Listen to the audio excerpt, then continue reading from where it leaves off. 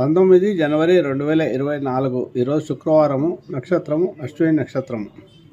ఈరోజు పఠించాల్సిన నవగ్రహ స్తోత్రం ఏంటంటే లక్ష్మీవారం కాబట్టి శుక్రుడు అధిపతి కాబట్టి శుక్రగ్రహానికి సంబంధించిన నవగ్రహ స్తోత్రము హిమకుంద మణాలాభం దైత్యానాం పరమం గురు సర్వశాస్త్ర ప్రకారం భార్గం ప్రణహామ్యం అనే స్తోత్రాన్ని 27 సార్లు జపం చేసుకోవాలి. అలాగే ఈరోజు అశ్విని నక్షత్రం కాబట్టి అశ్విని దేవతలకు సంబంధించిన అధిపతి కేతువు.